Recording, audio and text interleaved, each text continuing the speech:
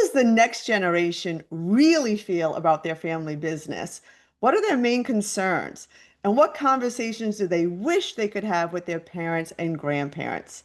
Dan Van Der Vliet, Executive Director of the Smith Family Business Initiative at Cornell University, recently led a study to answer these questions, partnering with Family Enterprise USA and the Roberts Group. Thanks for being with me, Dan. Good to see you again, Kim. So, what are some of the key findings from the Rising Gen survey? The need for better communication within the family. And for those of us in family business, this doesn't come as any surprise, but this is really top of mind for these students, as well as will I be good? Like, how do I succeed in this business? Because the skill set, I think, for this next generation, when it comes to leadership, particularly in their family enterprise, might be vastly different than what the skill set of the previous generation might have been. What else do the next gen seem most concerned about? What does succession look like in the business? And then also growing revenue. How do they sort of step into this role and maybe help the business continue to succeed or grow, remain competitive? 18% of the individuals indicated growing revenue was a big concern. And then about 16% said remain competitive. So there's a lot in that space there about how do we just sort of make this business work? And then 17% indicated succession planning, which certainly ties directly into communication. And all those numbers were up from the previous year. You had a question that asked students to reflect on what they wish they could ask their parent or grandparent. What were some of the common responses? Oftentimes, the students, a lot of it ties to the history of the family business. Like what made you want to start the family business? Who was my grandfather? Some of those questions really move more into the individual, right? So how do I succeed in this business? What about my siblings? Do you envision my siblings taking a part in this business as well? And then the other topic that comes up quite often are, maybe what we call the unspeakables. Like, what is our net worth?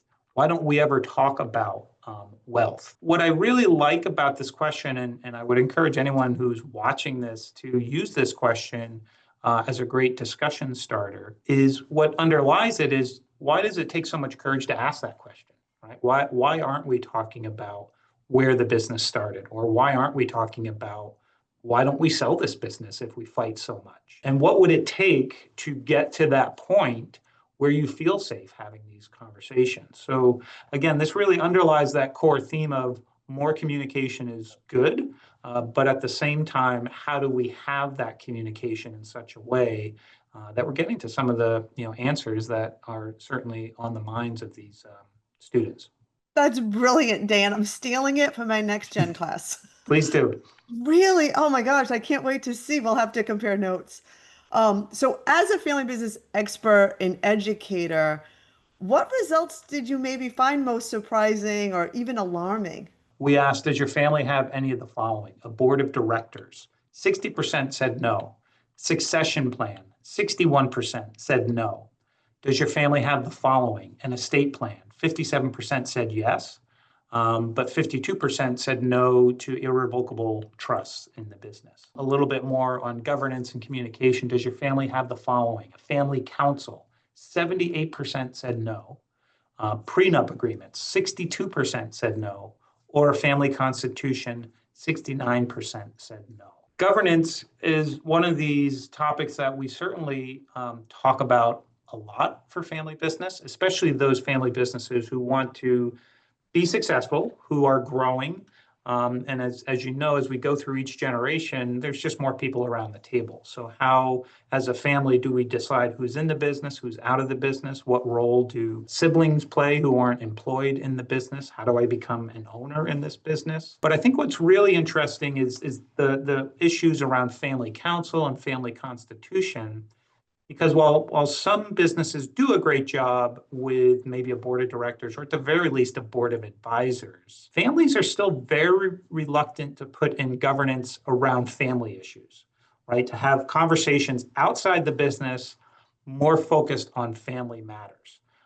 When are mom and dad or whomever going to retire or leave the business? What happens in the event of an accident or somebody becomes incapable of performing their duties. I think it's fascinating too that we might think these issues are only with first generation or really small businesses, but that's not the case. It's some of these businesses are really large and established, and yet they still don't have the formalization and governance. That's fascinating. Mhm. And sad. So hopefully maybe they'll learn from this, right? Yeah, So and I mean, if I could pick up on that thread, we did ask what the annual revenue of the business was. And some of these businesses are fairly significant. 26% are in the $1 to $10 million range, 16% were in the $10 to $50 million range, and about 15% were 50 million and above. So these are not small businesses, right? There's a lot at stake here. And so without that level of governance, either in the business or the family, there's a lot at risk.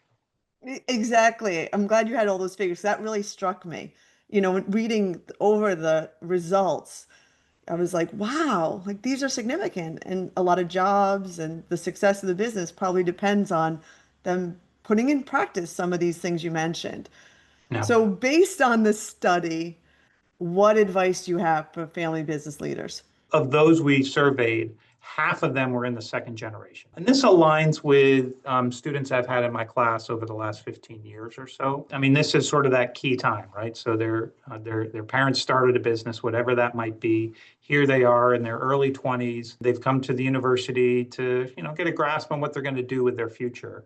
So they're really trying to figure out where they fit in the picture. Also, many of these students don't have any ownership stake. About 50% have less than 25% ownership. And that's not alarming, but still, it does, indicate, for families, there is that need to begin planning. I mean, if these students are in that critical stage, sort of their early 20s, they're within a couple of years of being in the business and being operational. Continue to really harp on the fact that communication is key in the family business. I like to talk of communication in terms of little g governance and big G governance. Little g governance are the conversations you have around the table. They're the conversations that you have with a specific parent or maybe even a sibling.